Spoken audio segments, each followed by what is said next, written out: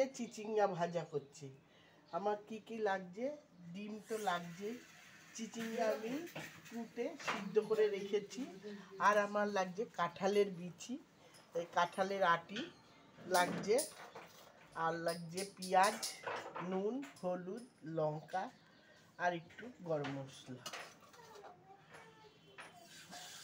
চলো আমি পেঁয়াজটা তেলে দিয়ে দিচ্ছি। পেঁয়াজটা তেলে দিয়ে দিচ্ছি। আমি এবার এই চিচিঙ্গা ডিমটা দিয়ে দেব।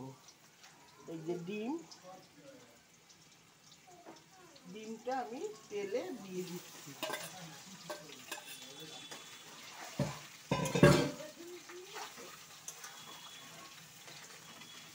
ডিমটা দিয়ে দিলাম। আমার এবার চিচিঙ্গাটা দিয়ে দেব। চিচিঙ্গাটা আমি দিয়ে দিচ্ছি।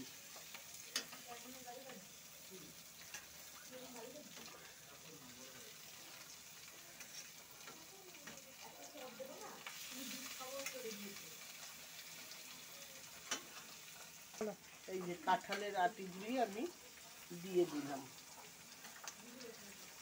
কাঁঠালের আটি আমি দিয়ে দিই। এবার আমি দেব নুন দিলাম।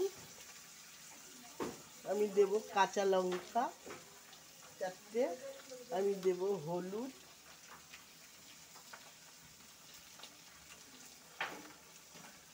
এবার দেব আমি লঙ্কার গুঁড়ি।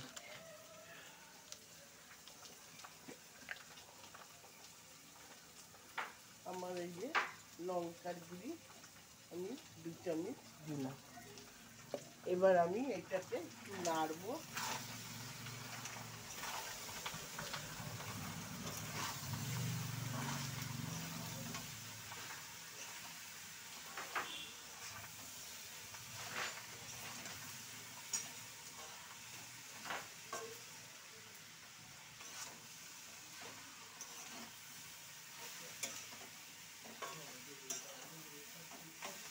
একটু হবে আস্তে আস্তে,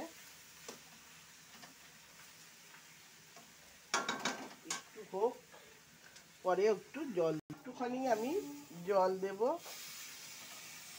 যেহেতু কাঁঠালের আটিগুলি আছে সিদ্ধ হওয়ার জন্য আমি জল দিয়ে এবার এমনি একটু ঢেকে দেব, আস্তে আস্তে মজবে।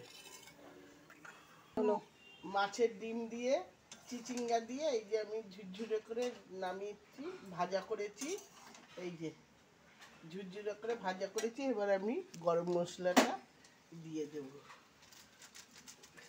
এবার আমি গরম মশলা দিয়ে দিলাম। এবার আমি এই যে একটু নেড়ে চেড়ে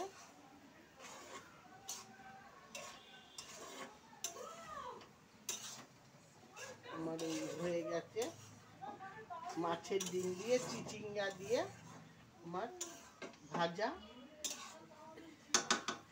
এই যে আমি নামিয়ে ফেললাম।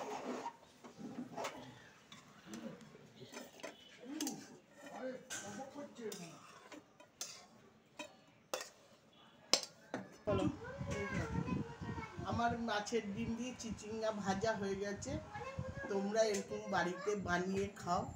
আমার রান্নাঘরে দেয়া থাকলো, তোমরা এরকম বানিয়ে খেও। আমরা তো খাচ্ছি।